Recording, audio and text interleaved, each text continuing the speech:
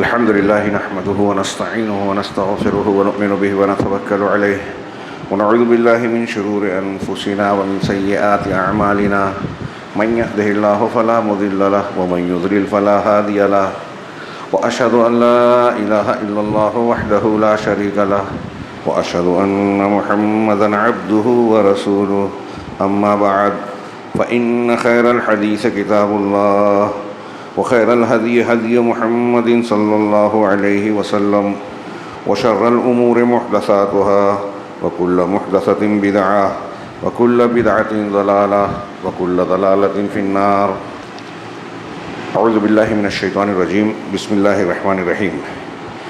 إن الله لعن الكافرين وأعد لهم سعيرا خالدين فيها أبدا لا يجدون وليا ولا نصيرا يوم تقلب وجوههم في النار يقولون يا ليتنا أطعنا الله وأطعنا الرسول وقالوا ربنا إننا أطعنا سادتنا وكبراءنا فأضلونا السبيل ربنا آتهم ضعفين من العذاب ولعنهم لعنا كبيرا. محترم حضرین، خطبہ مسنونہ کے بعد یہ سورہ احزاب کے آخر کی 2-3 آیتیں میں نے آپ حضرات کے سامنے تلاوت کی. اس میں اللہ رب العالمین نے جہنم میں جانے والے افراد کا تذکرہ کرتے ہوئے ان کے اپنے بڑوں کے تعلق سے شکایت اور پروردگار سے گزارش اور دعا کا تذکرہ کیا گیا ہے کہ یہ لوگ جہنم میں جائیں گے، وہ اپنے بڑوں کے خلاف اللہ کے سامنے مقدمہ پیش کریں گے. آیتوں کا ترجمہ ملاحظہ فرمائیں کہ اللہ رب العالمین نے کہا ان اللہ لعن الکافرین واعد لهم سعیرا. یقیناً اللہ تبارک و تعالی نے کافروں پر لعنت فرمائی ہے اور ان کے لیے بھڑکتی آگ تیار کر رکھی ہے. سعیر، تیز بھڑکتی ہوئی آگ. ظاہر سی بات ہے کہ جو بھی ایسی شدید آگ میں ڈالا جائے گا وہ ہر طرف سے ہر اعتبار سے جھلسے گا، چیخے گا، چلائے گا. دنیا میں ایک خاص حد تک جلنے کے بعد انسان مر جاتا ہے اور ہمیں لگتا ہے کہ اب اس کا چونکہ چمڑیاں اور کھالوں میں احساس ہوتا ہے، جب یہ جل گئی تو احساس مر گیا، ختم ہو گیا. لیکن جہنم میں ایسا نہیں ہوگا. اللہ رب العالمین نے قرآن کے متعدد مقامات پر ارشاد فرمایا کہ جب بھی جہنم میں آگ کچھ ہلکی پڑے گی اللہ اور بڑھا دے گا اور بار بار ان کے عذاب میں اضافہ ہوگا. فذوقوا فلن نزیدکم الا عذابا. بعض اہل علم نے کہا کہ قرآن میں اس آیت سے زیادہ شدید کوئی آیت نہیں ہے کہ اللہ جہنمیوں سے کہے گا کہ اس عذاب کا مزہ چکھو، ہم عذاب کے علاوہ کسی اور چیز میں تمہارے لیے اضافہ نہیں کریں گے. انہیں بڑھے گا تو عذاب، بڑھے گی تو تکلیف، اضافہ ہوتا رہے گا. چمڑیاں جھلس جائے گی، نئی چمڑیاں آئے گی. تو اللہ رب العالمین نے کافروں کے بارے میں کہا کہ ان کے لیے ہم نے سخت قسم کی بھڑکتی شدید آگ تیار کر رکھی ہے. کافروں کا جب تذکرہ ہوتا ہے تو ہمارے لیے اہل ایمان کے لیے تسلی کی بات ضرور ہے، لیکن اس غلط فہمی میں نہیں رہنا چاہیے کہ ہم اگر اپنے آپ کو زبانی طور سے اہل ایمان کہہ رہے ہیں تو ہم اہل ایمان ہو گئے. ہم شرک اور کفر کی تمام لعنتوں سے محفوظ ہو گئے. ہمیں بیدار اور چوکنا رہنا پڑے گا کہ ہمارے ایمان کو کہیں کوئی شرک اور کفر شامل ہو کر برباد تو نہیں کر رہا ہے. اور ایسا ہم آج دیکھ رہے ہیں کہ بہت سارے اہل ایمان قرآن، حدیث، رسول صلی اللہ علیہ وسلم کو ماننے کے دعوے دار تو ہیں، لیکن ان کے عقیدے میں، عمل میں، اعتقاد میں، ان کے اقوال میں شرکیہ باتیں موجود ہیں. ظاہر سی بات ہے اگر کوئی شخص کتنا بھی ایمان کا دعویٰ کرے، دن رات لا الہ الا اللہ کا ورد کرے، لیکن اگر شرک اکبر کی کوئی چیز اس کے اندر آ گئی تو وہ ناقض ایمان ہوگی، اس کے لا الہ الا اللہ کو بیکار اور بے وزن کر دے گی. یہ سب سے زیادہ فکر کرنے والا معاملہ ہے. اللہ نے آگے فرمایا کہ یہ جو سخت اور بھڑکتی ہوئی آگ کفار کے لیے، کافروں کے لیے ہم نے تیار کر رکھی ہے، خالدین فیہا ابدا، وہ اس میں ہمیشہ ہمیش رہیں گے. خالدین خلود کا معنی بذات خود ہمیشگی کے ہوتے ہیں، مزید تاکید کے لیے اللہ نے ابدا کہا، جس کا معنی کبھی، یعنی ہرگز کبھی بھی، یعنی ان کے اس عذاب کا کوئی خاتمہ نہیں ہوگا، اینڈ نہیں ہوگا، یہ چلتا ہی رہے گا۔ اللہ ہمیں آپ کو محفوظ رکھے۔ ایک کافر کے لیے اگر وہ یہ سمجھے تو دہلا دینے والی بات ہے۔ کفر اور شرک کر کے، اللہ کی بغاوت کر کے، اس کی توحید سے منہ موڑ کر، اور پھر اس کے دین کی مخالفت کرنے والے، یہ زیادہ دن نہیں ہیں ان کے اچھلنے کودنے کے۔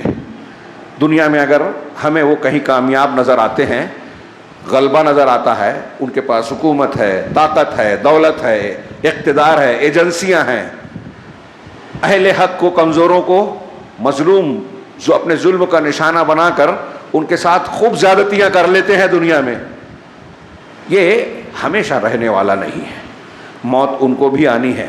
اور بہت سے ظالمین ایسے ہیں کہ دنیا میں بھی ان کے اقتدار اور قوت کا وہ نشہ جو چڑھا ہوا ہے وہ چھن جاتا ہے، اتر جاتا ہے۔ تو اللہ رب العالمین نے کہا کہ وہ جب وہاں جہنم میں جائیں گے تو اس وقت دنیا کے جیسا معاملہ نہیں ہوگا۔ کہہ رہے ہیں خالدین فیہا لا یجدون ولیا ولا نصیرا، اپنا کوئی حامی اور مددگار نہیں پائیں گے۔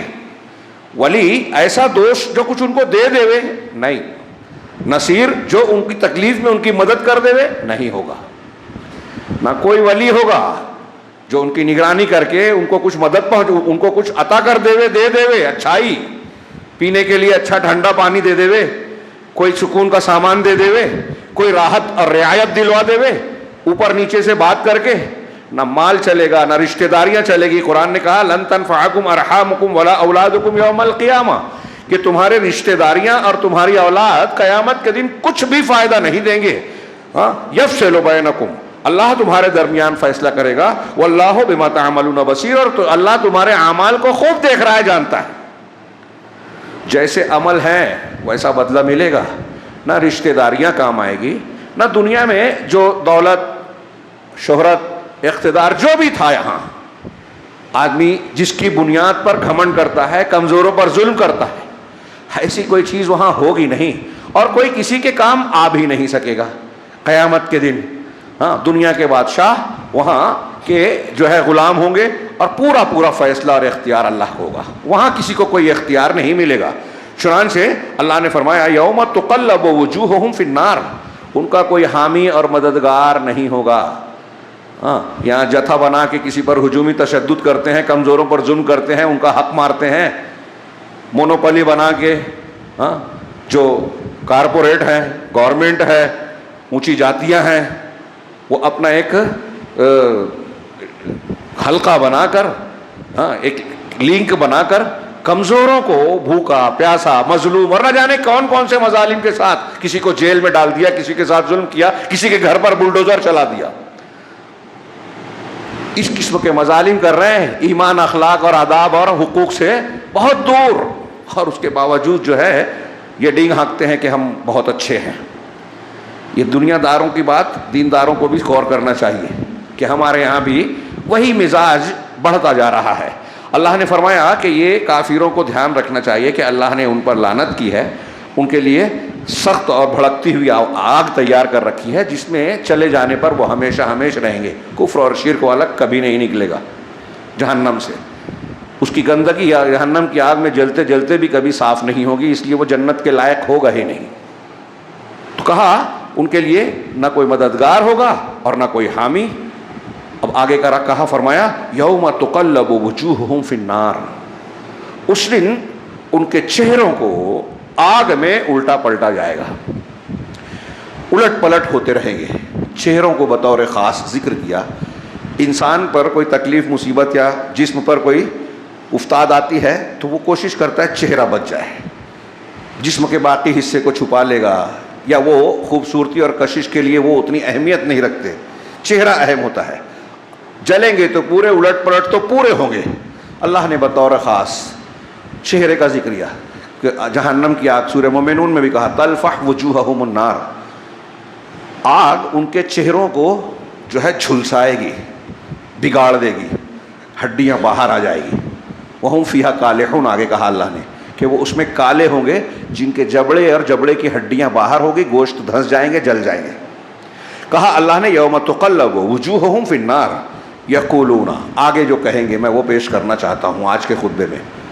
یقولون، کہیں گے یا لیتنا اطعنا اللہ و اطعنا الرسول، ہائے افسوس، کاش کہ ہم نے اللہ کی اطاعت کی ہوتی اور الرسول کی اطاعت کی ہوتی، قرآن حدیث کو مانا ہوتا.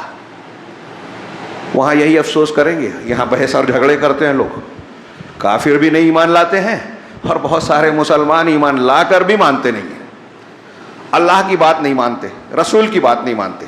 اللہ کی اطاعت اور رسول کی اطاعت مطلب کیا ہوا کہ اس عذاب میں جس میں جھلس رہے ہوں گے اس سے بچ جاتے. ان کے قول کا مطلب یہ ہوا اگر ہم اللہ کی مانتے، رسول کی مانتے صلی اللہ علیہ وسلم، اللہ اور رسول کی مانتے تو اس عذاب سے بچ جاتے. جہنمی کہیں گے کاش کہ ہم نے اللہ کی اطاعت کی ہوتی، قرآن کو مانا ہوتا، رسول کی اطاعت کو کی ہوتی، حدیث اور سنت کو مانا ہوتا، حدیثوں کا انکار نہیں کیا ہوتا، حدیثوں کے مقابلے میں دوسروں کی بات کو نہیں مانا ہوتا، قرآن حدیث کو چھوڑ کے فلاں بزرگ، فلاں بابا، فلاں پیر کو نہیں مانا ہوتا. آپ کہیں گے کہ یہ کافروں کی بات ہے اور آپ مسلمانوں میں کب ذکر کر رہے ہیں؟ جی ہاں، اللہ کافروں کا جو روش ہے، اگر کوئی مسلمان کلمہ پڑھنے کے بعد اللہ اور اس کے رسول کی بات کو چھوڑ کر، توحید کو چھوڑ کر شرک کو اختیار کرتا ہے، کفر کو اختیار کرتا ہے، سنت کو چھوڑ کر جو ہے بدعت کو اختیار کرتا ہے، تو وہ بھی اسی زمرے میں آئے گا، کیونکہ وہ کافروں کی روش پر ہی چل رہا ہے.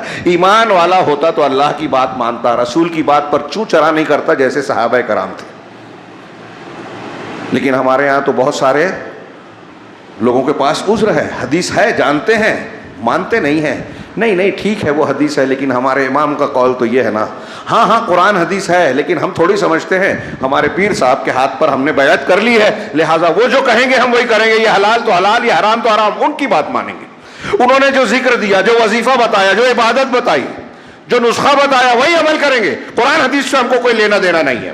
تو آپ نے اللہ اور رسول کی مانی کیا؟ اللہ اور رسول کے ماننے سے مسلمان، ابھی کافروں کی بات ہے، میں ان مسلمانوں کو جوڑ رہا ہوں، ان سے کافر نہیں کہہ رہا ہوں. کوئی کفر کرتا ہے، کوئی کفر سے کم درجے کا عملی کفر کرتا ہے، لیکن جو اللہ اور اس کے رسول کی مخالفت کرتا ہے وہ ایمان والا تو نہیں ہے، یا تو ناقص ایمان ہے یا ایمان سے باہر ہو جاتا ہے. اب ہمارے مسلمانوں کے بیچ میں دیکھیے کیسے کیسے مسلمان ہیں جو اپنے آپ کو مسلمان کہتے ہیں. یہ ابھی کچھ دنوں سے چل رہا ہے کہ روافظ کو لوگ ہمارے ہاں یہ اخوانی تحریکی مسلمانوں میں شمار کرنے لگے ہیں. وہ اس طرح، ماضی میں یہ معاملہ اس طرح نہیں تھا. مسلمانوں میں عام طور سے اہل سنت ان کو اپنے پاس پھٹکنے نہیں دیتے تھے. شیعوں کو مسلمانوں میں اثر ڈالنے کے لیے چھپ کر آنا پڑتا تھا، تقیہ کرنا پڑتا تھا، اپنے آپ کو شیعہ بتا کر نہیں آتے تھے. سنیوں کے بیچ میں رہے، پڑھیے کتابیں، ایسے روافظ تھے کہ مرنے کے بعد ان کی تحریر سے پتہ چلا کہ ہم شیعہ تھے، ہمارے مرنے کے بعد جو تجہیز و تکفین کا معاملہ ہوگا وہ شیعہ طریقے سے ہوگا کرنا. سنی برگر سنیوں کے بیچ میں جیتے تھے. علامہ ابن تیمیہ کی منہاج السنہ پڑھیے، ابن عربی کی العواصم من القواسم، کہ دین کو، ایمان کو توڑ دینے والی چیزوں سے بچانے والی چیزیں، یہ کتاب پڑھیے پرانے علماء کی. جو لوگ قرآن کو محرف مانتے ہیں، جو لوگ ابو بکر صدیق، عمر فاروق، عثمان غنی، حضرت عائشہ، حضرت ام المومنین حضرت حفصہ رضی اللہ عنہم، ان تمام صحابہ اور صحابیات کو، امہات المومنین کو گالیاں دیتے ہیں، برات کے اظہار کرنے کو اپنے ایمان اور دین کا حصہ مانتے ہیں، وہ ہمیں اور آپ کو مسلمان مانیں گے؟ اور یہی نہیں، اللہ کے بارے میں ان کے یہاں بدا ہے، تقدیر کا کھلا انکار ہے، تقدیر کو نہیں مانتے. پوری اسلامی تاریخ میں آج ہمارے یہاں اخوانی تحریکی جو توحید والوں پر اعتراض کرتے ہیں، سعودی عرب کی کوئی صحیح یا غلط کوئی خبر مل جائے تو ہنگامہ مچا دیتے ہیں، وہ روافظ کی تائید کرتے ہیں، قبر پرستوں کی تائید کرتے ہیں، اخلاقی برائیوں پر چیخ پکار کرتے ہیں اگر وہ اہل توحید کی جانب سے ہو رہی ہے. اور عقیدے کی خرابیاں جو اسلام سے باہر کر دینے والی ہیں، جو انسان کے قرآن و حدیث کے اصولوں کے مطابق ولا اور برا کی بنیاد ہے، دوستی کرنے اور دشمنی کرنے کی بنیاد ہے، ایک مشرک ہے تو وہ ہماری دوستی کے لائق نہیں ہے، بدعتی ہے تو اس سے نفرت کا اظہار کرنا چاہیے. اسلاف کی کتاب بن جائے گی اگر ان کے اقوال کو اکٹھا کیا جائے کہ بدعتی کے ساتھ کیسا سلوک ہونا چاہیے. اس کی مجلس میں نہ بیٹھیں، اس کی تقریریں نہ سنیں. ائمہ کرام اہل بدعت سے بولتے تھے کہ ہم سے بات مت کرو،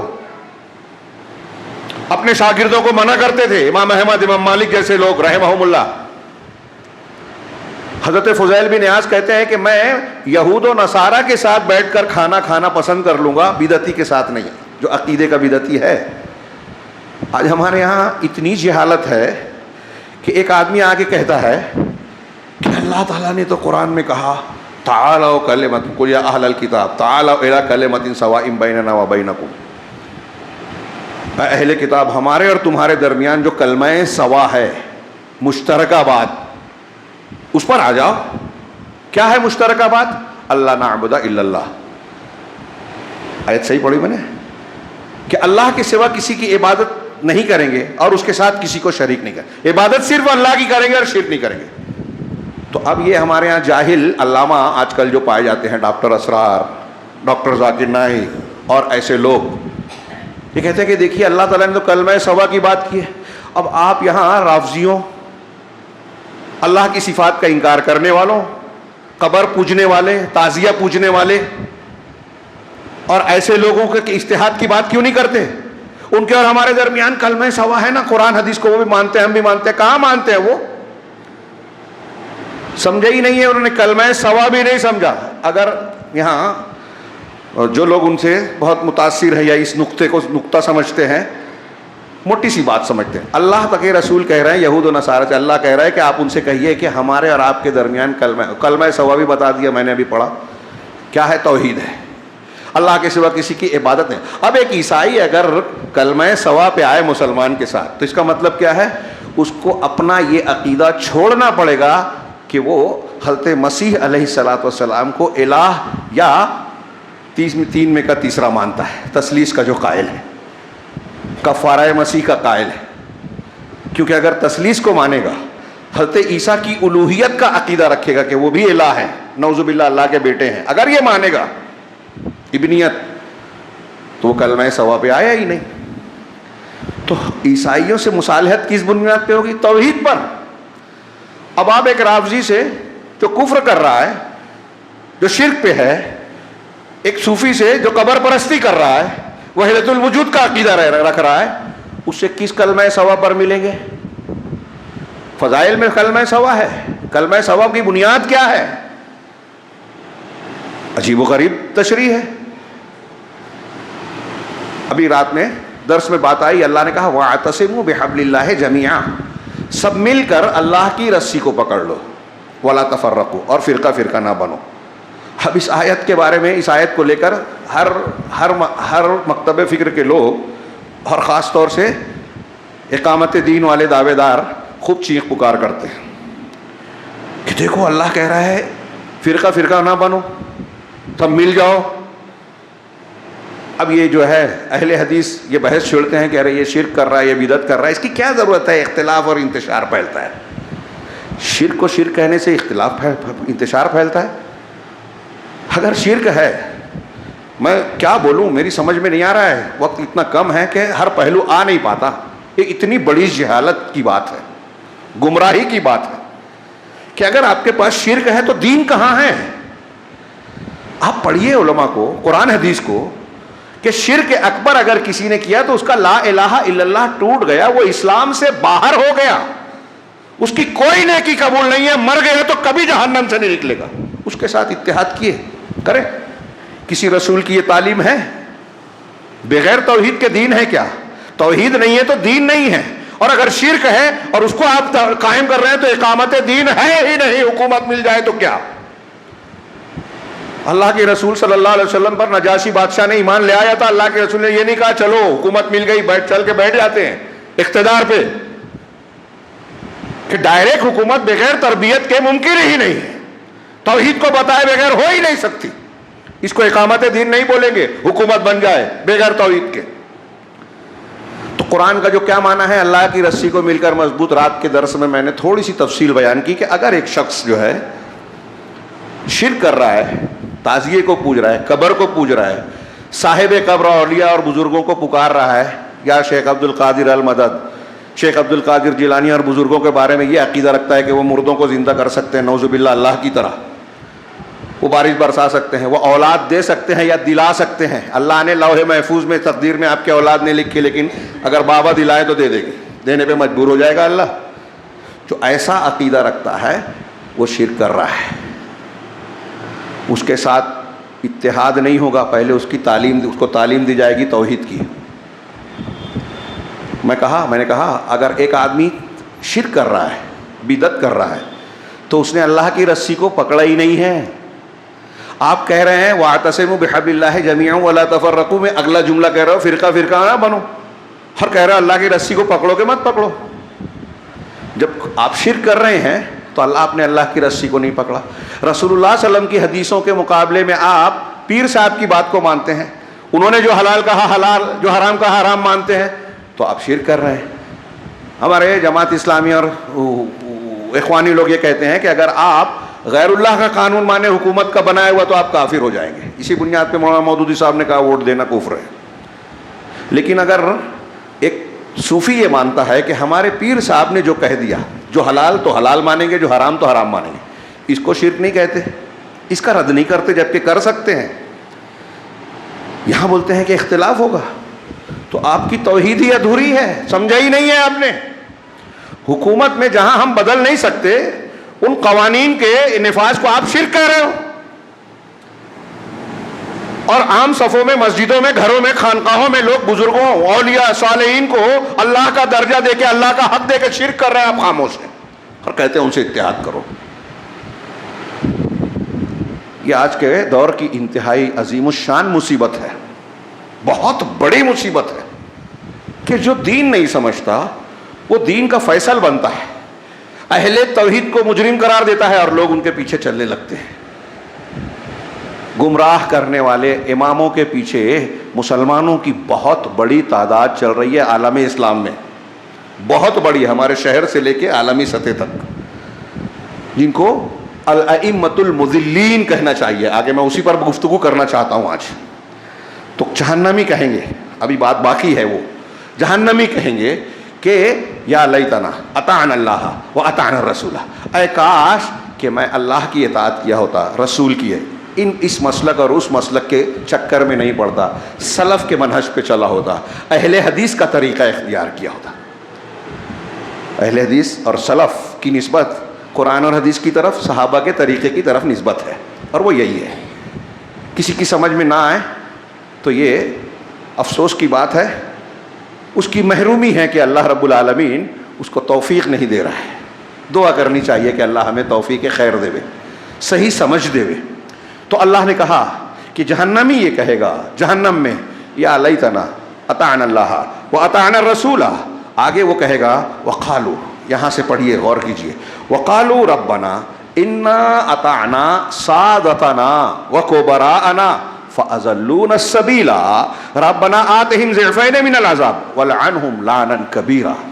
جہنمی جہنم میں یہ دعا کرے گا, اللہ سے گزارش کرے گا, کیا کہ پروردگار, وہ کہیں گے کہ پروردگار ہم نے اپنے سادتنا, سرداروں کی مانی, وکبراءنا, اپنے بڑوں کی مانی. سید کہتے ہیں سادات, اپنے سادات کی مانی, سرداروں کی, اور اپنے کبرا کی. فاضلونا السبیل, انہوں نے ہمیں راستے سے ہٹا دیا, بھٹکا دیا. یہ مضمون جو میں یہاں, یہ جو آیتیں پڑھ رہا ہوں, یہ سورہ احزاب کی آیتیں ہیں. یہ مضمون صرف یہاں نہیں ہے, کئی جگہ ہے. سورہ فرقان کی وہ آیتیں یاد کیجئے, یہ بالکل جو ابھی میں نے ترجمہ کیا اور جو کر رہا ہوں, اس سے یہی مفہوم ان آیتوں میں ہے. یوم یعض الظالم علی یدیہ, کہ اس دن ظالم اپنے ہاتھوں کو اپنے دانتوں سے چبائے گا, کاٹے گا, دانت کاٹے گا اپنے آپ کو, اور کہے گا یقولو یا لیتنی اتخذت مع الرسول سبیلا, کہ کاش میں نے رسول کے ساتھ راستہ اختیار کیا ہوتا, صحابہ کے طریقے پہ چلا ہوتا, اہل الحدیث کے راستے پہ چلا ہوتا, کہ قرآن حدیث میں جو ہے وہ مان لیتا. کاش رسول کو دوست بنایا تھا, یا لیتنی لم اتخذ فلانا خلیلا, یا ویلتا لیتنی لم اتخذ فلانا, ہائے کاش, افسوس کہ میں نے فلاں کو اپنا خلیل نہ بنایا ہوتا, رسول کا ساتھ پکڑا ہوتا. جس کو میں نے ساتھی بنایا اس کے بارے میں آگے کہا لقد اضلنی عن الذکر بعد اذ جاءنی، کہ ذکر کو، قرآن حدیث کے آنے کے بعد اس نے مجھ کو اس سے بھٹکا دیا، بہکا دیا، دوسرے راستے پہ چلایا۔ یہ قرآن ہے، سورہ فرقان میں اللہ رب العالمین میدان محشر میں کہے گا، یہ جہنم میں کہے گا۔ کاش کہ میں نے اللہ اور رسول کی بات مانی ہوتی، اور کہے گا کہ پروردگار ہم نے اپنے سرداروں اور اپنے کبرا کی جو پیروی کی ان کی بات مانی، فَأَضَلُّونَ السَّبِيلَ، انہوں نے السبیل سے ہم کو گمراہ کر۔ کون سی سبیل؟ قرآن حدیث والی صراط مستقیم، جس کو اللہ نے کھول کھول کے بتا دیا، رسول نے صاف صاف بیان کر دیا، رسول نے بار بار کہا اس راستے پہ چلنا، ادھر ادھر مت جانا، تم دیکھو ائمہ مضلین سے بچنا، دجالوں سے بچنا، شیطان کے چکر سے بچنا، تمہارے درمیان ایسے لوگ آئیں گے جو قرآن و حدیث کا نام تو لیں گے لیکن جہنم کے دروازوں کی طرف بلانے والے ہوں گے، دعات علی ابواب جہنم، جہنم کے دروازوں کی طرف بلانے والے ہوں گے، ہمارے جیسے ہوں گے، ہمارے انداز میں بات کریں گے، داڑھی کرتے سے نہیں جانا، نماز روزے کو بھی دیکھ کے جو دھوکہ نہیں کھانا، ہو سکتا ہے خارجی ہو، وہ مل جائے تو مار دینا خارجیوں کو، جن کی نماز کے سامنے ہے صحابہ تمہاری نماز کمتر نظر آئے گی، روزہ کم دکھے گا، تمہاری تلاوت ان کی تلاوت کے سامنے کم دکھے گی، لیکن وہ دین سے ایسے نکل جائیں گے جیسے تیر شکار کو چھید کے نکلتا ہے۔ دھوکہ نہیں کھانا ان کے ظاہر سے، مجھے مل جائیں گے تو میں قتل کروں گا عاد کی طرح، اور تمہیں مل جائے تو تم بھی مارنا، لائک نہیں کرنا۔ لیکن آج ہمارے یہاں لوگ لائک کر رہے ہیں، اصول معلوم ہی نہیں ہے، وہ اسلام پسند ہے، وہ تنظیم بہت اچھی ہے، وہ ڈاکٹر صاحب وہ فلاں بہت اچھا درس دیتے ہیں، وہ وحدت الوجود بیان کر رہے ہیں، وہ شیعہ سنی کو ایک کھانے میں رکھ رہے ہیں، یہ نہیں جانتے۔ یہ ایک بنیاد کافی ہے کسی کی گمراہی کے واضح ہونے کے لیے، اور جب آپ کے سامنے گمراہی واضح ہو گئی کہ یہ عقیدے میں بھٹکا ہوا انسان ہے، اب وہ کتنی بھی اچھی تقریر کرتا ہو، کتنا بھی اچھا درس دیتا ہو، اگر وہ گمراہ ہے تو اور خطرناک ہے، بہت اچھی تقریر کر رہا ہے تو، کیونکہ آپ اچھی تقریر کی وجہ سے لوگوں کو سنائیں گے، اس کے فارورڈ کریں گے، لوگ اس کی اچھی تقریر کی وجہ سے اس کی غلط بات کو مانیں گے۔ اچھی بات کہنے والا سچی بھی ہو ضروری نہیں ہے۔ دنیا میں کوئی قوم اور کوئی مذہب کے ماننے والے ایسے نہیں ہیں جہاں اچھے مقرر نہ ہوں، جہاں دانش مند لوگ نہ ہوں، چالاک اور عقل مند لوگ نہ ہوں، لیکن یہ معیار نہیں ہے۔ یہ دیکھیے میدان محشر میں یہ جو کہیں گے، جہنم میں جو کہیں گے، میدان محشر میں بھی اور جہنم میں بھی، کہ ہم نے اپنے بڑوں کی اور اپنے سرداروں کے، تو جن کے بڑے ہیں الگ الگ کافروں کے، کیا سب بے وقوف ہیں؟ تقریر کرنا ان کو نہیں آتی؟ سوچئے تھوڑی دیر کے لیے، میں سمجھانا کیا چاہتا ہوں کہ ہمارے یہاں لوگ دین کو لائٹلی لیتے ہیں۔ ہم لوگ دیکھیں گے، آپ جس گھر میں پیدا ہو گئے، جن علماء کی تقریریں سنتے ہیں، انہی پر اعتماد کر کے بیٹھے ہیں۔ ہاں، اب یہاں سادتنا اور کبراءنا کا لفظ ہے، ہمارے سردار اور ہمارے بڑے، انہوں نے ہمیں راہ حق سے بھٹکا دیا، جو خود توحید پر نہیں ہیں، جو قرآن حدیث کو نہیں سمجھتے، جو سنت اور رسول کے حقوق کو نہیں جانتے، ان کے پیچھے ہم لگ گئے۔ اب جب ان کا مسلک ہی غلط ہے تو آپ کو اسی مسلک پہ چلائیں گے نا جو ان کا ہے۔ تھوڑی سوچئے تھوڑی دیر کے لیے، یہ مسلک مت دیکھیے، یہ فلاں مسلک کے تو میں یہ کہہ رہا ہوں، یہ دیکھیے کہ یہ اللہ کہہ رہا ہے، یہ قرآن میں ہے کہ اللہ تعالیٰ جہنمیوں کی حکایت نقل کر رہا ہے کہ یہ کہیں گے۔ اب ایک آدمی کہے گا تو کیا مطلب ہے اس کا؟ دنیا میں کون لوگ ہیں جن کے پیچھے یہ کافر چل رہے ہیں؟ کیا وہ بے وقوف ہیں؟ ان کو بے وقوف دکھائی دیتے ہیں بظاہر؟ ہیں تو، لیکن وہ نہیں سمجھ رہا ہے۔ وہ سمجھ رہا ہے کہ ہمارے بڑے ہیں، اتنی ڈگری ہے، اتنے لوگ مانتے ہیں، ڈنکا بجتا ہے، روز ٹی وی پہ آتے ہیں، اتنے لوگ پیر صاحب مانتے ہیں۔ اب اس میں ایک آدمی ہے پیر، کسی سلسلے کا، چشتی، قادری، نقش، اب وہ وحدت الوجود، حلول کا عقیدہ رکھتا ہے۔ وہ یہ عقیدہ رکھتا ہے کہ قرآن حدیث کو کھرچ کے نکال دیں، قرآن میں شرک ہے، فرعون بہت بڑا توحید والا تھا، یہ ان کے عقیدے کتابوں میں صوفیوں کے لکھا ہوا ہے، ابلیس اور فرعون توحید پہ تھے، وہ نبیوں کی برائی کرتے ہیں اور ان کی تعریف کرتے ہیں فرعون اور ابلیس کی۔ ابن فارس، تلمسانی، ابن عربی، ہمارے یہاں دیوبندی، بریلوی اور بہت سارے صوفی لوگ جو ہے ابن عربی کو شیخ اکبر کہتے ہیں، اس کی کتاب شرکیات سے بھری پڑی ہے۔ امام ذہبی کا قول ہے کہ اگر ابن عربی کی کتاب میں شرک نہیں ہے، کفر نہیں ہے، تو دنیا میں شرک اور کفر ہے ہی نہیں، ایسا کہنا پڑے گا۔ اور اس کو ہمارے یہاں لوگ شیخ اکبر کہہ رہے ہیں، اس کی حکایتوں کو نقل کر رہے ہیں، مرد اور عورت ہاتھوں پہ بیعت کر رہے ہیں اندھے بن کر۔ بچ جائیں گے؟ بچ جائیں گے یہ بول کے کہ ہم تو ان کو بڑا مان لیے تھے، انہوں نے ہم کو گمراہ کر دیا، یہ جہنم میں رہ کے بولیں گے؟ نہیں بچیں گے۔ اگر آپ نے کسی ایسے کے پیچھے چلنا طے کر لیا جو خود گمراہ ہے، ہاں، سوچنے کے لیے تیار نہیں ہے، کسی کی سننے کے لیے تیار نہیں ہے، لوگ کہہ رہے ہیں کہ دیکھیے آپ کس کے پیچھے چل رہے ہیں۔ علامہ ابن سیرین کا قول ہے، ان ھذا الاسناد دین، یہ سند جو ہے نا، جو آپ کے پاس قرآن حدیث پہنچائی جا رہی ہے، یہ دین ہے۔ فانظروا عمن تأخذون دینکم، تو دیکھو تم کس سے دین لے رہے ہو۔ اب آپ بولیں گے میں تو جاہل ہوں، تو جاہل ہے تو اس کو کیوں مان رہے ہو جو خود گمراہ ہے؟ تھوڑی دیر کے لیے یہ تقلید کرنے والے، کسی کے پیچھے چلنے والوں کو جب آپ سمجھائیں کہ آپ کیوں تقلید کر، کیا کہتا ہے وہ؟ ارے میں تھوڑی قرآن حدیث سمجھ سکتا، چلیے مان لیا نہیں سمجھ سکتے، تو پھر کیا سمجھ رہے ہیں آپ؟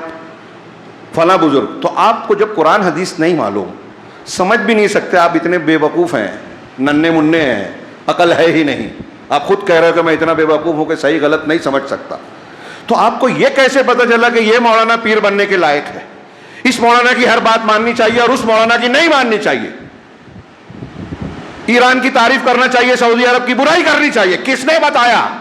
جب آپ خود جاہل ہو، اپنے آپ کو کہتے ہو کہ میں بے وقوف ہوں، آپ کہتے ہیں کہ میں تقلید اس لیے کرتا ہوں کہ قرآن حدیث نہیں سمجھتا، اور جب کوئی رد کرتا ہے تو آپ قرآن حدیث کی دلیلوں سے ثابت کرتے ہیں کہ تقلید کرنا چاہیے، یعنی جاہل رہنا چاہیے، اس کی دلیل دیتے ہیں، اس میں آپ عالم ہیں۔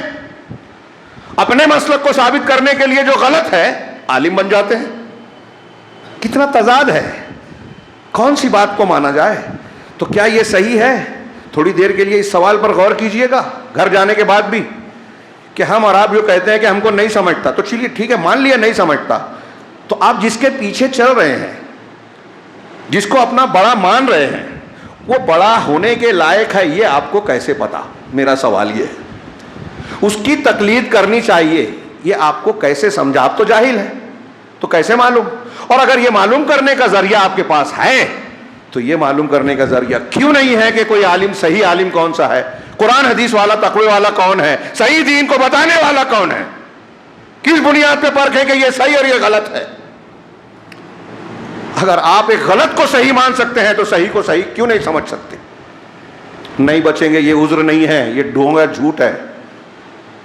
اصل میں انسان اپنے آپ کو تسلی دیتا ہے، جیسے غیر مسلم کہتا ہے نا سارے دھرم سچے، اچھے، اچھائی سب دھرم میں ہے، لیکن سارے دھرم پر چلنے والے اللہ کے یہاں محبوب نہیں ہیں۔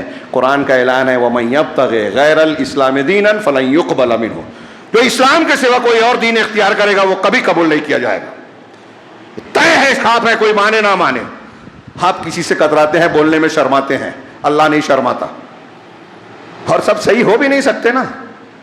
ایک مورتی پوجا کو عبادت کہہ رہا ہے، نیکی پنیہ کہہ رہا ہے، ثواب کہہ رہا ہے، اور ہم کہہ رہے ہیں مہا پاپ ہے، گناہ ہے سب سے بڑا، دونوں صحیح کیسے؟ یہ بھی صحیح اور یہ بھی صحیح۔ ایسا ہی ہمارے یہاں یہ اتحاد کے نام پر جو دین سمجھتے نہیں ہیں اور دین کو قائم کرنے کی بات کرتے ہیں، مسائل جانتے نہیں ہیں اور فضائل کی بات کرتے ہیں، جبکہ اس کے بغیر فضائل آ ہی نہیں سکتے۔ یہ جاہل لوگوں کو پاٹھ پڑھاتے ہیں کہ کچھ بھی کر لو، ٹھیک ٹھاک دکھو، اب بدعت کر رہے ہو، شرک کر رہے ہو، تو آپ جب اللہ کی اور اس کے رسول کی مخالفت کر رہے ہیں تو آپ ایمان والے کیسے ہیں؟ جنت میں کیسے جائیں گے؟ یہ جو مضمون ہے یہ قرآن میں کئی جگہ ہے، گھڑی سوئی آگے بڑھ گئی۔ میں ایک جگہ اور ابھی یہ ادھوری ہے کہ یہ کہیں گے کہ ہم نے اپنے سرداروں، اپنے بڑوں کی اطاعت کی تو انہوں نے راستے سے، یعنی سیدھے راستے سے، صراط مستقیم سے، قرآن و حدیث والے راستے سے ہمیں بہکا دیا، گمراہ۔ یہ قرآن کہہ رہا ہے، وہ کہیں گے ہاں ربنا آتہم ضعفین من العذاب، پروردگار ان کو ڈبل عذاب دے۔ کون کہے گا؟ جو دنیا میں سردار مان رہا ہے غلط لوگوں کو، جو شرک کے راستے پہ لے جا رہے ہیں، کفر کے راستے پہ لے جا رہے ہیں، قرآن حدیث سے ہٹا کے لوگوں کو غلط فتوے دے رہے ہیں، حرام کو حلال اور حلال کو حرام بنا رہے ہیں، اور پیچھے چلنے والا مست ہو کے مان رہا ہے، کہہ رہے اتنے بڑے تو ہیں ہم بس ان کی مانیں گے۔ دنیا میں جو کہے گا کہ ہمارے پیر صاحب، ہمارے بڑے، جہنم میں کہے گا اللہ ان کو ڈبل عذاب دے، انہوں نے ہم کو بہکایا، یہاں لانے کی ذمہ دار یہ ہے، ان کی نہ مان کے اللہ رسول کی مانتے تو یہاں سے بچ جاتے۔ یہ میں نہیں، یہ قرآن کی بات کو میں اپنے الفاظ میں بول رہا ہوں، یا ابھی جو میں نے ترجمہ کیا کہ ان کو دوہرا عذاب دے، وَلَعَنْهُمْ لَعْنًا كَبِيرًا، اور ان پر بڑی لعنت فرما، خوب بڑی لعنت فرما، اور ان پر لعنت فرما لعنن کبیرہ، بڑی لعنت، ان کو رحمت سے دور کر دے۔ جس پیشوا کے پیچھے دنیا میں مرے جا رہے ہیں اس کے لیے دوسروں سے جھگڑا کرتے ہیں۔ اب یہاں تھوڑی دیر کے لیے رکیے کہ ہم ایک بحث کرتے ہیں یہاں جو کر رہے ہیں قرآن کی اس آیت پر، آپ بہت مرتبہ سنیں، اتخذوا احبارہم ورہبانہم اربابا من دون، یہ یہود و نصارہ کی روش تھی۔ ابھی میں کہہ رہا تھا نا کہ کافروں کی بات ہے تو ہم مسلمانوں میں پائی جائے تو ویسی بری ہوگی۔ اب یہود و نصارہ نے جیسا کیا تو اللہ تعالیٰ نے ہمیں کیوں بیان کیا کہ جیسے یہود و نصارہ نے اپنے علماء کو، اپنے مشائخ اور پیروں کو اللہ کو چھوڑ کر رب بنا لیا، تو اس امت میں بھی ہوگا۔ اللہ کے رسول نے فرمایا نا کہ تم اپنے سے پہلوں کے نقش قدم پر چلو گے، بالکل ہو بہو لتتبعن سنن من کان قبلکم حذو القذۃ بالقذۃ، بہت مرتبہ آپ سن چکے ہیں۔ تو اب ہماری امت میں احبار اور رہبان کو رب بنانے والے آج ہے کہ نہیں ہے؟ کیا اللہ کے رسول صلی اللہ علیہ وسلم کی بات غلط ہے؟ صحیح ہے۔ آپ غلط بولیں گے کافر ہو جائیں گے، جو غلط بولے گا کافر ہو جائے گا، ایمان نہیں رکھتا۔ اب صحیح ہے تو کون ہے وہ جو اپنے علماء کو، احبار اور رہبان کو رب بنا رہا ہے؟ وہ وہی ہے کہ اگر ہمارے مفتی صاحب، ہمارے عالم صاحب، ہمارے پیر صاحب، ہمارے بڑے کہہ رہے ہیں کہ یہ حلال ہے تو حلال مان لیا، یہ حرام ہے تو حرام مان لیا۔ اب چاہے دنیا کے لوگ کہیں کہ آپ جو کہہ رہے ہیں وہ قرآن حدیث کے خلاف ہے، دنیا کے لوگ کہیں تو ماننے کو تیار نہیں ہے، دلیل دیکھنے کے بعد بھی قبول نہیں کرتا کہ نہیں ٹھیک ہے، ہم کو معلوم ہے یہ حدیث تو ہے، ہاں رفع دین کی حدیث ہے، لیکن ہمارے مسلک میں نہیں ہے۔ کیا ہے آپ کا مسئلہ؟ قرآن حدیث تو نہیں ہے نا، آپ نے یہ کہہ دیا کہ رسول کی نہیں مانیں گے، تو رسول کی حدیث آپ کا مسلک نہیں ہے، جبکہ امام حنیفہ کہتے ہیں کہ جب صحیح حدیث مل جائے تو میرا مسلک وہی ہے۔ اب تو امام حنیفہ رحمہ اللہ کی بھی نہیں مان رہے ہو تو حنفی بھی نہیں ہو۔ امام حنیفہ کا جو عقیدہ ہے وہ عقیدہ بھی نہیں مانتے ہو، کہتے ہو کہ ہم اشعری ماتریدی ہیں، کہتے ہو کہ اللہ عرش کے اوپر نہیں ہے، امام حنیفہ کہتے ہیں کہ جو اللہ کو عرش پر نہ مانے وہ کافر ہے۔ آپ کہتے ہیں نہیں غلط ہے یہ، امام حنیفہ نے نہیں کہا۔ دیکھیے آپ کے نہ بول دینے سے وہ آپ نے اپنے آپ کو تسلی دے دی، اللہ رب العالمین اس کو کفر کو ایمان لکھ دے گا۔ اپنے آپ کو دھوکہ دیتے ہیں۔ ارے کہنے والا کہہ رہا ہے، بتا رہا ہے تو تحقیق کرنا فرض ہے کہ نہیں، کہ میں جو مان رہا ہوں اگر وہ کفر ہے، شرک ہے تو جہنم میں جاؤں گا، وہ بچانے نہیں آئے گا مجھے جس کے پیچھے میں چل رہا ہوں، بلکہ وہاں بددعا دے گا کہ اس کی وجہ سے جہنم آیا ہوں، اس کو ڈبل عذاب دے۔ یہ قرآن کہہ رہا ہے۔ کتنی کھلی بات ہے نا۔ تو پیشوا بنانے میں بھی ہم کو تحقیق کرنا چاہیے، دیکھنا پڑے گا، اور یہ قرآن حدیث نے بار بار بتایا ہے۔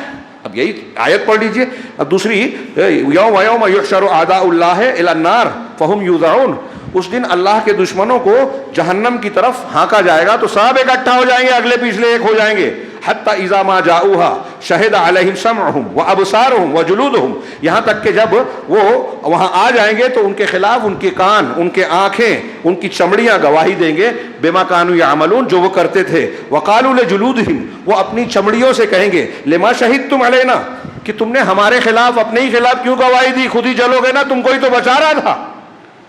تو وہ جواب دیں گی قالوا انطقنا اللہ الذی انطق کل شیء، کہ اللہ ہی نے ہم کو بلوایا، قوت گویائی دی، جس نے ہر چیز کو گویائی عطا فرمائی، وہو خلقکم اول مرہ، اور اسی نے تم کو پہلی مرتبہ پیدا کیا، وإلیہ ترجعون، اور اسی کی طرف لوٹائے جاؤ گے۔ وما کنتم تستترون ان یشہد علیکم سمعکم ولا ابصارکم ولا جلودکم، اور تم اس سے چھپتے بھی نہیں تھے کہ تمہارے کان، تمہاری آنکھیں، تمہاری چمڑیاں گواہی دیں گے۔ ہم جب گناہ کرتے ہیں تو لوگوں سے تو بچنے کی کوشش کرتے ہیں، لیکن اپنی آنکھ، اپنی کان، اپنی چمڑیوں سے بے فکر رہتے ہیں، اس سے نہیں بچتے۔ ہاں تو یہ گواہیاں دیں گے، کہہ رہے ہیں وَلَٰكِن ظَنَنْتُمْ أَنَّ اللَّهَ لَا يَعْلَمُ كَثِيرًا مِّمَّا تَعْمَلُونَ، لیکن تم نے ایسا سمجھ لیا کہ تمہارے بہت سارے اعمال کو اللہ جانتا نہیں ہے۔ وَذَٰلِكَ ظَنُّكُمُ الَّذِي ظَنَنْتُمْ أَرْدَاكُمْ، یہی تمہارا وہ گمان اور غلط فہمی ہے جس نے تم کو ہلاک کر دیا، نقصان میں ڈال دیا، تباہ کر دیا۔ فَأَصْبَحْتُمْ مِنَ الْخَاسِرِينَ، جو تم کو پیچھے ڈال دیا، گمراہی میں ڈال دیا، اور تم خسارہ اٹھانے والوں میں سے رہ گئے، چلے گئے۔ اگر وہ صبر کریں تو بھی جہنم ان کا ٹھکانہ ہے، اور اگر معذرت کریں گے، معافی مانگیں گے تو معافی قبول نہیں ہوگی۔ بیچ میں ایک دو آیتیں اور ہے، اس میں آگے کا جو جملہ ہے حتیٰ کہہ رہے وہ جملہ ہے وقال الذین کفروا ربنا ارنا الذین اضلانا من الجن والانس، وہ کہیں گے کہ پروردگار، کافر لوگ کہیں گے کہ پروردگار ان لوگوں کو ہمارے سامنے لا جنہوں نے، جنوں اور انسانوں میں سے، جن ہو یا انسان۔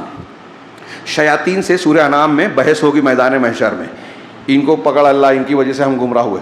شیطان کہے گا کہ میں نے تم کو مجبور تھوڑی کیا تھا کہ تم میری بات مانو، تم خود سے آئے تھے میرے پیچھے، میں نے بہکایا، تم بہک گئے، اب مجھے ملامت مت کرو، اپنے آپ کو کرو۔ وہاں بھی بحث ہوگی، میدان محشر میں بھی، جہنم میں بھی۔ تو کہیں گے کہ جنوں اور انسانوں میں سے جو جن لوگوں نے ہم کو گمراہ کیا، پروردگار ہمارے سامنے لا، نجعلہما تحت اقدامنا، ہم انہیں اپنے پیروں تلے روندیں گے، اپنے پیروں تلے کے نیچے کریں گے، لیکونا من الاسفلین، تاکہ یہ دونوں جن اور انسان انتہائی پست لوگوں میں شامل ہو جائیں۔ دوسری ایک جگہ آیت ہے سورہ اعراف میں، حتی اذا ادارکوا فیہا جمیعا قالت اخراہم لاولاہم، یہاں تک کہ جب ایک دوسرے سے مل جائیں گے جہنم میں تو پہلے والی جماعت جو پچھلے لوگ تھے وہ پہلے لوگوں کی نسبت کہیں گے کہ ربنا ہؤلاء اضلونا فآتہم ضعفین، پروردگار ان لوگوں نے، جو پہلے کے لوگ تھے نا، انہوں نے ہم کو گمراہ کیا تھا، تو فآتہم عذابا ضعفا من النار، انہیں ڈبل عذاب دے، جہنم کا دگنا عذاب دے۔ تو اللہ کہے گا لکل قال لکل ضعف ولکن لا تعلمون، تم دونوں کے لیے دگنا ہے، تم دونوں کے لیے۔ کیوں دگنا ہے؟ وقت نہیں ہے اس کی علت، اشارہ صرف کروں۔ سردار اس لیے سردار بنے بیٹھے کہ یہ ہمارے پیچھے چل رہے ہیں، اور میں اگر حق اختیار کر لوں گا تو یہ بولیں گے کہ ارے تم نے اب تک گمراہ کیوں رکھا، میری سرداری چلی جائے گی، مجھ کو سردار نہیں مانیں گے۔ تو غلط میں سردار مان رہے ہیں، اس لیے وہ سردار بنا بیٹھا ہے، اگر اس کو صحیح پتہ بھی چلتا ہے تو مانتا نہیں ہے۔ ابو جہل اور ایسے بہت سارے، آج بھی ایسے لوگ ہیں۔ سمجھ میں آ جاتا ہے کہ قرآن حدیث یہ کہہ رہی ہیں مولوی صاحب کو، لیکن وہ لوگوں میں نہیں بتاتے، مجلس میں کبھی کبھی کہتے ہیں کہ ہاں ہم کو پتہ ہے، یہ بے وقوف لوگ ہیں جو ہمارے پیچھے ہیں۔ ایسے بہت سے ملیں گے۔ تو وہ سردار بنے ہیں اور گمراہ کر رہے ہیں، تو ان کو خود کی گمراہی کے ساتھ ساتھ دوسروں کی گمراہی کا سبب ہے، اس لیے ڈبل۔ اور یہ جو پیچھے چلنے والے ہیں، اگر پیچھے نہیں چلتے تو سردار نہیں رہتا، تو خود تو گمراہ ہیں ان کے پیچھے چل کے اندھے بن کر، اور سردار کو سردار بنا کے رکھا ہے جو سرداری کے لائق ہے نہیں، اس لیے ان کی وجہ سے وہ بھی سردار ہے جو غلط ہے، اس لیے ان کو بھی ڈبل۔ اللہ کہے گا دونوں کو ڈبل مل رہا ہے، دگنا عذاب ملے گا۔ اسی طرح اللہ تبارک و تعالیٰ نے کئی جگہ پر جو ہے فرمایا ان ذالک حق تخاصم اہل النار، یہ سورہ صاد کی جہنمیوں کے بحث کے بعد اللہ نے آخر میں کہا کہ یہ بالکل طے حق ہے، سچ ہے، یعنی جہنم والوں کا آپس میں لڑنا جھگڑنا۔ یہ قرآن میں اور مقامات پر ہے، یہ ان سے بھی لڑیں گے اور اپنے معبودان باطلہ سے بھی لڑیں گے جن کو پوج رہے ہیں اور وہ پجوا رہے ہیں۔ آج کل کلپ آتی ہے نا کہ پیر صاحب کے آگے لوگ سجدہ کر رہے ہیں، چوم رہے ہیں، اور نہ جانے کیا کیا حرکتیں، بالکل کھلی کھلی شرکیہ حرکت دیکھ کر میں نے کئی کلپ دیکھی، یقیناً آپ لوگوں نے بھی دیکھی ہوگی، اور کچھ تو ایسی دیکھی کہ ہم پڑھتے تھے، سنتے تھے، دیکھی نہیں تھی، یقین نہیں ہو رہا تھا کہ یہ جو کر رہے ہیں یہ اپنے آپ کو مسلمان کہتے ہیں، یہ قرآن حدیث کو پڑھتے ہیں یا جانتے ہیں یا مانتے ہیں۔ قرآن حدیث کو ماننے والا سامنے پیر صاحب کو سجدہ کر رہا ہے، اس کے پیروں پر اپنی پیشانی رکھ رہا ہے، اور پیر صاحب جو ہے اس کو شاباشی دے رہے ہیں، دعا دے رہے ہیں۔ ایسے خود ساختہ خداؤں سے بھی میدان محشر میں ان کے پوجنے والے اور وہ آپس میں لڑیں گے۔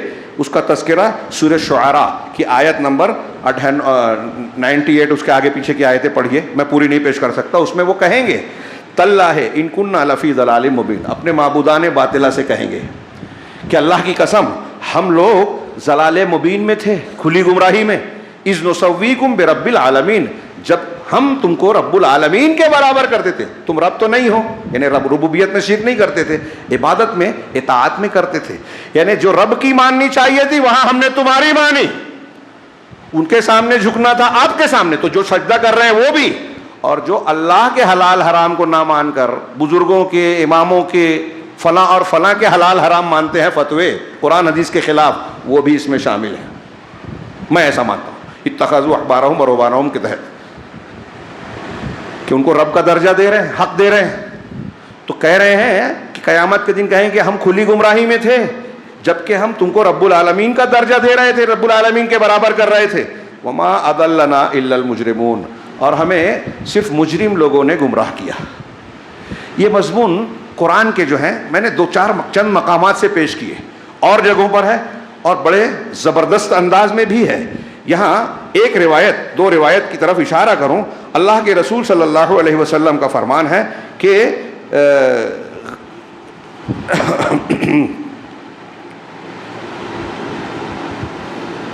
اللہ کے رسول صلی اللہ علیہ وسلم کا فرمان ہے کہ دجال کے علاوہ غیر الدجال اخوف عندی، کیا ہے؟ اخوف عندی، میرے نزدیک دجال کے علاوہ دجال سے زیادہ بڑا خطرہ اور خوف جس چیز کا میری امت کے تعلق سے ہے وہ ہے الائمۃ المضلون.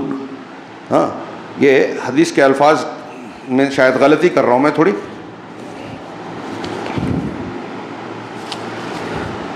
ہاں، یہ آیا غیر الدجال اخوف علی امتی من الدجال الائمۃ المضلون، کہ دجال کے علاوہ میری امت پر دجال سے زیادہ بڑا خطرہ ہے. وہ کیا ہے؟ الائمۃ المضلون، گمراہ کرنے والے امام، گمراہ کرنے والے پیشوا. یہ روایت متعدد طرق سے ہے، کوئی حسن، کوئی صحیح، کوئی ضعیف، اور الگ الگ الفاظ میں تھوڑے تھوڑے فرق ہیں. اللہ کے رسول صلی اللہ علیہ وسلم نے فرمایا، حضرت عمر سے ایک قول ثابت ہے کہ 3 چیزوں کا خوف ہے امت پر مجھے. ایک عالم کا ذلت العالم، عالم کی ٹھوکر. عالم اگر کہیں گمراہ ہوتا ہے، ٹھوکر کھاتا ہے، تو اس کے پیچھے چلنے والے بھی اس کو، وہ جو کر رہا ہے اسی کو صحیح سمجھتے ہیں.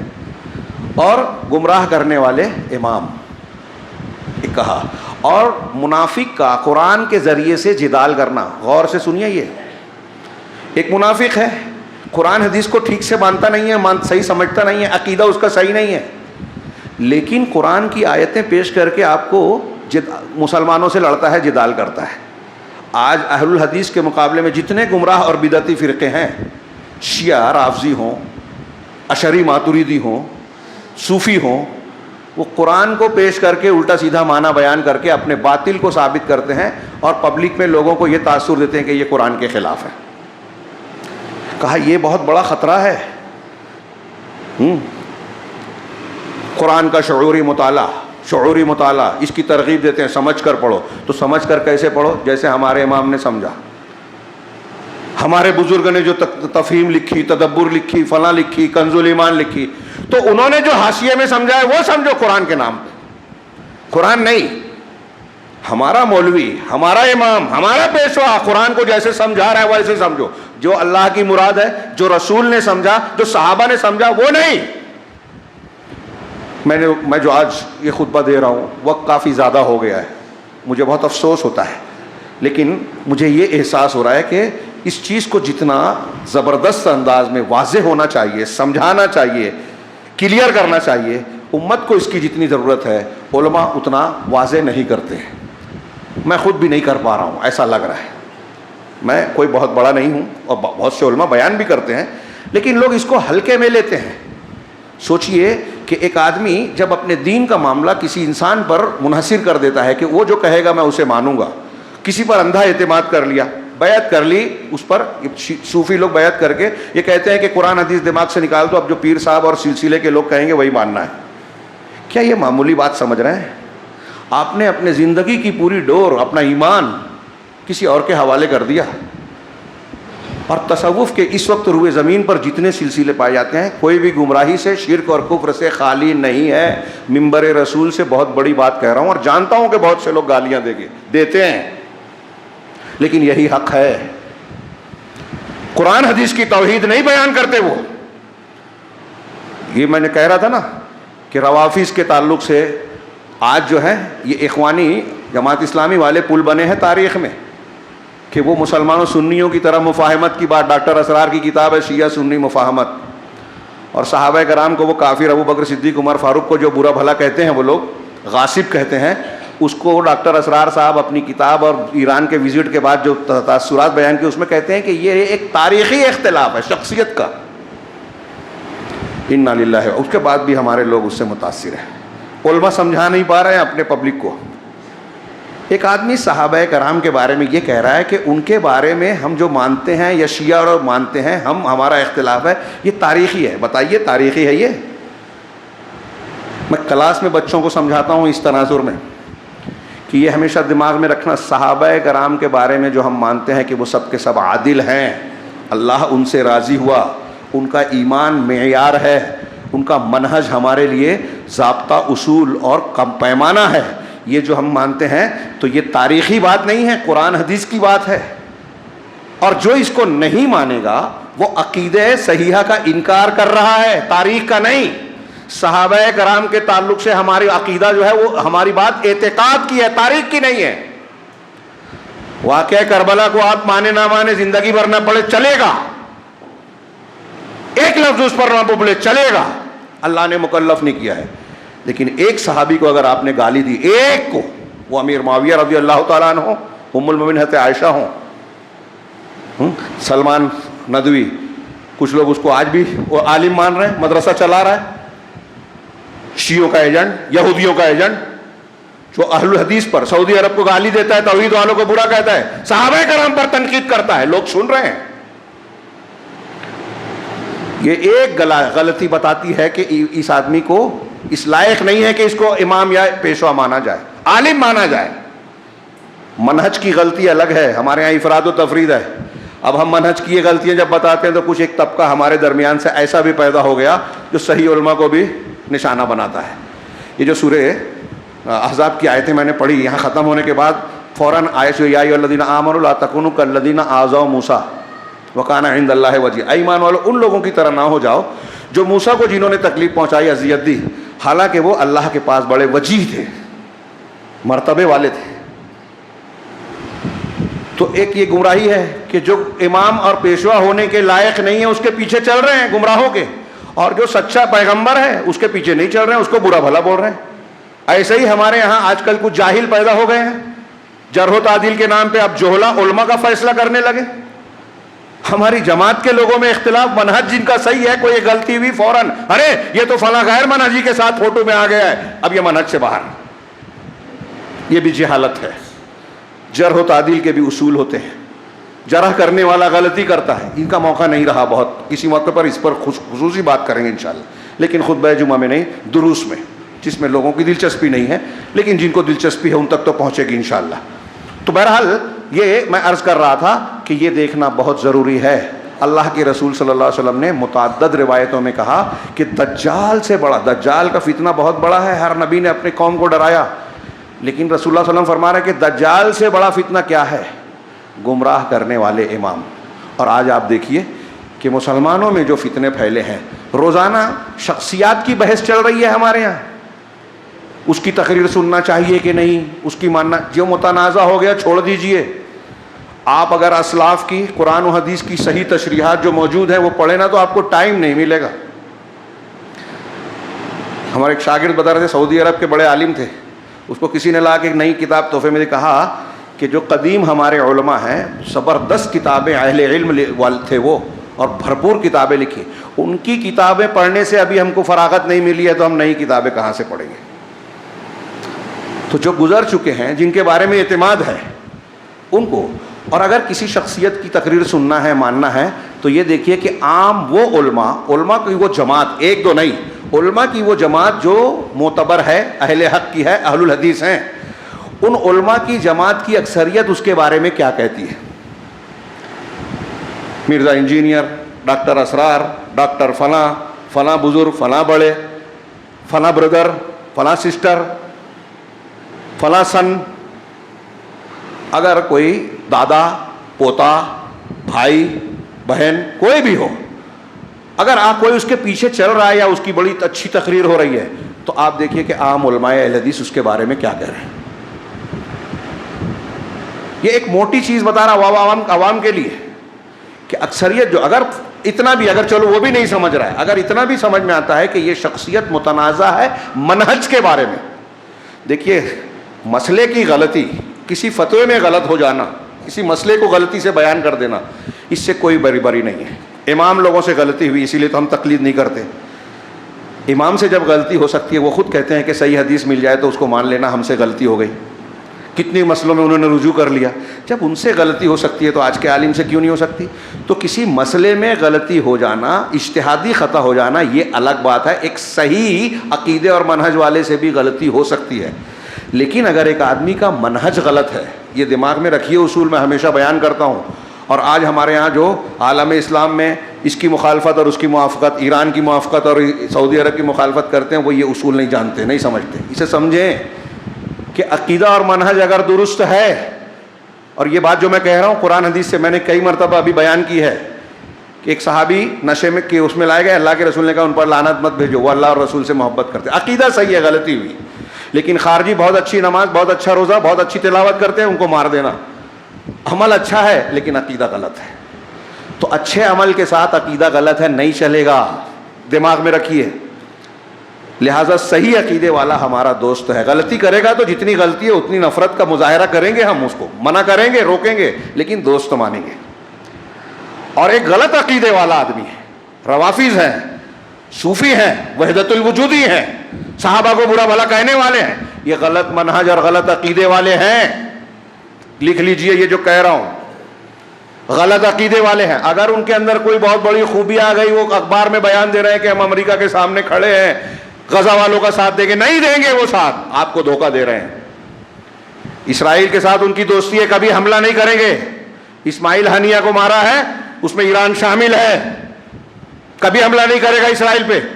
اور کرے گا تو دکھاوے کا ناٹک ہوگا، بیان بازی کے لیے، جوش کے لیے، دھیان ہٹانے کے لیے، اچھوں کو غلط اور غلط کو صحیح بتانے کے لیے ہوگا. ان ظاہر ہونے والی چیزوں کے خلاف اگر آپ صحیح دیکھنا چاہتے ہیں تو عقیدے اور منہج پر نظر رکھیے. جس گروہ کا عقیدہ غلط ہے اس کا عمل صحیح نہیں ہو سکتا، وہ اسلام کے بارے میں مخلص نہیں ہو سکتا. جو حضرت عمر کو کافر کہتا ہو وہ مسجد اقصیٰ کو کنارے کو بازیافت اور آزاد کرانے والا ہو ہی نہیں سکتا. اللہ رب العالمین سے دعا ہے کہ وہ ہمیں صحیح دین کو اختیار کرنے کی توفیق دے، اور صحیح دین کے لیے صحیح راستے کو اختیار کرنے کی توفیق دے.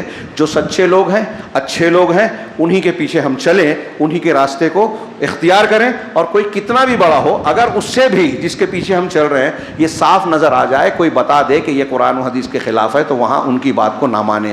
یہی ہے ہم سے مطلوب، یہی ہمارا امتحان ہے. صرف وہ شخص جس کی بات کو ماننے پر غلطی نہیں مانی جائے گی وہ اللہ اور رسول اللہ صلی اللہ علیہ وسلم ہے. بس جہنمی کہیں گے کہ اے کاش ہم نے اللہ اور اس کے رسول کی بات کو مانا ہوتا، کاش فلاں اور فلاں کے پیچھے نہیں چلے ہوتے. جن گمراہ پیشواؤں کے پیچھے چلیں گے ان کے سلسلے میں اللہ کے رسول نے بھی ہم کو سمجھایا کہ ائمہ مضلین، گمراہ کرنے والے امام جو ہیں وہ تمہارے لیے سب سے بڑا دجال سے بڑا فتنہ ہے. آپ نے یہ بھی کہا کہ تمہارے درمیان آخر زمانے میں ایسے لوگ آئیں گے جو ایسی ایسی نئی نئی حدیثیں پیش کریں گے، نئی نئی باتیں جو نہ تم نے سنی ہے نہ تمہارے باپ دادا نے سنی ہے. تم ان سے دور رہنا، وہ تم سے دور رہیں.